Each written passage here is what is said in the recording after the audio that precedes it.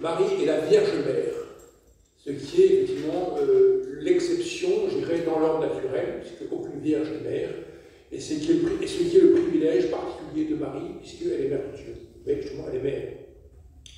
Et donc, avoir une dévotion particulière à l'Immaculée Conception, c'est pénétrer toujours un peu dans sa vie sur ce mystère de l'Annonciation.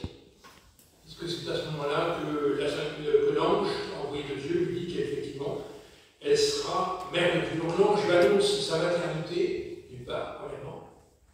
Et ensuite, l'ange lui dit qui est le Fils dont elle sera la mère. C'est Dieu. Et immédiatement, la Sainte Vierge Marie pose l'objection à l'ange. On peut méditer pendant des heures et des jours, c'est ce dialogue de la Sainte Vierge avec l'ange, qui est vraiment un dialogue essentiellement surnaturel. L'ange est l'envoyé de Dieu, donc la Sainte Vierge en fait s'adresse à Dieu par l'ange. Et la Sainte Vierge, alors quelle unité pourtant, dit-elle, eh bien comment se fera-t-il, n'est-ce pas, puisque je suis vierge. La Sainte Vierge Marie annonce, effectivement, on dit, ou révèle, enfin, Dieu le sait déjà, mais pose l'objection à Dieu. Comment se fera-t-il quand il est homme? Donc elle s'étonne, et ne s'inquiète pas, elle s'étonne. Elle s'étonne de cette capacité, alors qu'elle est vierge, de pouvoir être mère. La Sainte Vierge, donc, effectivement, en tant que vierge, devient mère, et elle va donc concevoir, eh bien, comme dit l'ange, le Fils du Très-Haut. Donc, son Fils est effectivement Dieu, et ce Dieu qu'elle va engendrer, eh bien, elle l'engendre effectivement en gardant donc toute sa pureté. Ainsi, la Sainte Vierge nous montre que si l'on veut pénétrer dans le mystère de Dieu, il est nécessaire de garder cette pureté. Et aujourd'hui, en particulier, où le monde se corrompt de façon épouvantable et rapide, eh bien, on doit être justement les témoins de cette coordination, en quelque sorte, entre l'adhésion à Dieu et la pureté qui est nécessaire. Comme saint Thomas d'Aquin disait effectivement qu'il n'y a pas possibilité de grandir dans la foi s'il n'y a pas la chasteté.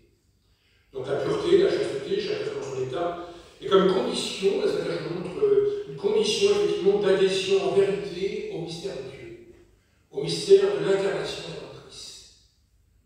Notre Seigneur Jésus-Christ ne s'est jamais entouré que de façon particulière, pas seulement, mais de façon particulière de ceux qui justement étaient vierges. D'abord sa mère, et puis ensuite Saint Jean, puisque c'est comme le dialogue et la croix.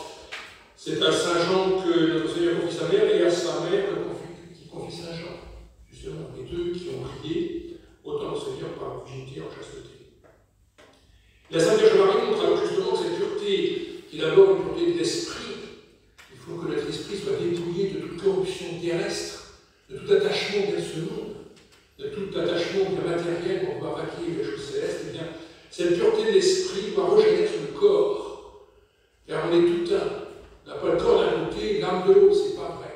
Nous sommes une personne, on a une unité, et cette unité est faite de cet alliage mystérieux entre l'âme et le corps, et l'âme, effectivement, étant le principe spirituel, purifié du péché originel, et devons grandir sans cesse, effectivement, dans la pureté, dans la chasteté, dans la vertu de tempérance. Et la Sainte Vierge montre, Vierge Mère, que tout contact, on pourrait dire, trop prégnant de l'esprit avec les choses du monde, ou des personnes même, eh bien, c'est comme une profanation de cet esprit qu'on doit consacrer à Dieu.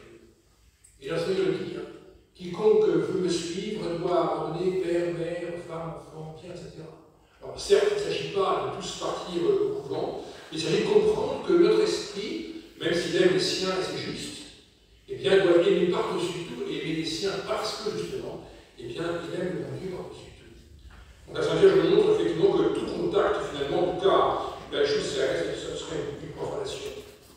Et la virginité que manifeste Marie, eh bien, c'est comme le sceau de l'union entre celui qui nous donne le Christ, celle qui donne le Christ, et celle par qui il nous la donne. La Sainte Vierge Marie comme le sceau de l'union de la vie humaine et la vie divine. C'est pour ça que croître dans sa dévotion, dans la connaissance de son mystère, c'est un mystère, eh bien, c'est croître effectivement dans le mystère de l'incarnation rédemptrice, parce qu'il passe par Marie. Marie est vraiment le lieu, le moment de la réalisation de ce salut dont nous dépendons. Dans le Cantique des Cantiques, vous savez, il y a cette phrase, ma sœur, mon épouse, est un jardin fermé, une fontaine scellée. La Sainte Vierge est la Vierge parmi les vierges. Elle a une pureté qui est excellente, qui dépasse largement toute nature humaine, tous les êtres d'ici-bas, quel que soit le sein. La pureté de la Vierge Marie est d'une excellence inimaginable, au sens où on ne peut pas l'imaginer. Pourquoi? Parce que, vous savez, son esprit était complètement versé en Dieu. Aucune créature ne peut faire. Complètement versé dans les choses de Dieu. Et toute sa vie, elle a grandi dans cette adhésion, dans vraiment au mystère de la Trinité. Elle n'a jamais retardé, ni défailli, ni s'est attendue. Elle a cru, grandi toute sa vie dans cette adhésion à son Fils, quand elle avait. Elle le montre effectivement, eh bien, justement, alors, elle est imitable. Mais de loin, eh bien, combien, justement, il s'agit d'être toujours vigilant sur la pureté de son âme, pour garder la pureté de son corps, pour finalement être en vérité des enfants de Marie et pouvoir à cet égard, effectivement, des instruments corrects de la dévotion à la Sainte Vierge. Il y a un adage qui dit Nemo d'actes comme ça, personne ne donne ce qu'il n'a pas. Et le grand moyen de convertir, c'est effectivement de contribuer à la connaissance de la Vierge Mère. Mais s'il contribue à être en soi-même convaincu, justement, ce mystère. Parce que, sans se rendre compte, eh bien, si on est convaincu, les mots qu'on aura, la façon de dire, ne sont pas les mêmes que quelqu'un qui donnerait ça de façon un peu étrangère ou loin, trop loin. Enfin, dans l'Apocalypse, il est écrit, n'est-ce pas, que la femme est revêtue du soleil.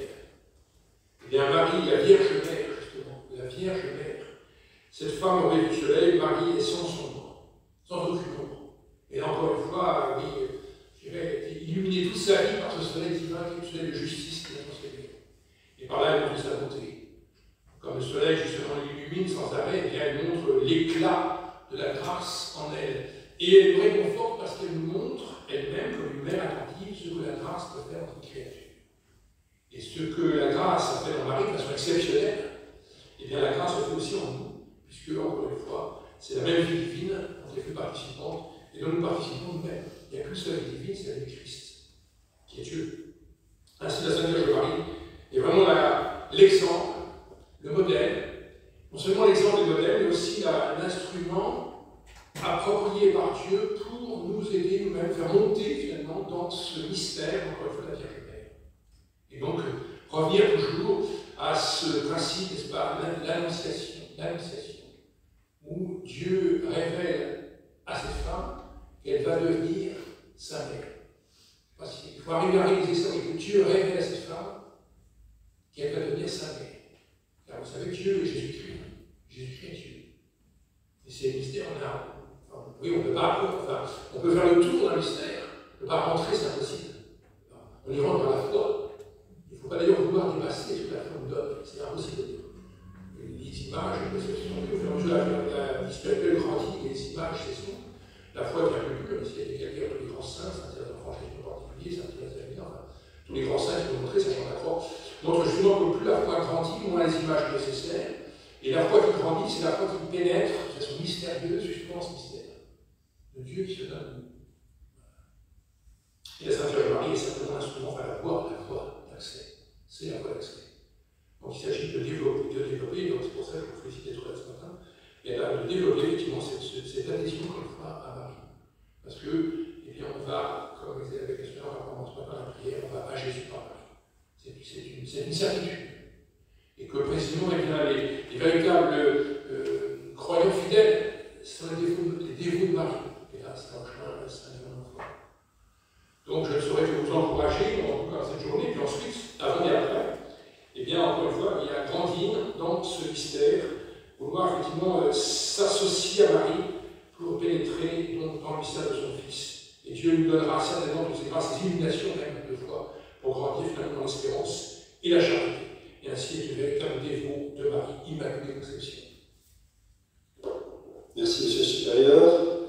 Doctrina cum pietate, pietas cum doctrina. Vous avez rappelé les fondements doctrinaux de toute cette action apostolique qui est menée par la milice de l'Immaculée. Tous ces fondements doctrinaux qui vont servir aussi de fondement aux conférences que nous allons vous donner aujourd'hui. Et donc c'est nécessaire, parce que notre doctrine doit s'épanouir dans la piété, dans l'apostolat, et notre piété, notre apostolat doit être guidé par la doctrine. C'est très important. Claude Poulard-Desblas, l'ami du père de Montfort, qui a fondé les ancêtres, les spiritains, disaient un clerc pieux sans science, un zèle aveugle, et un clerc savant sans piété est appelé à devenir rebelle à l'Église. C'est vrai aussi pour les fidèles, c'est vrai pour tout le monde dans l'Église.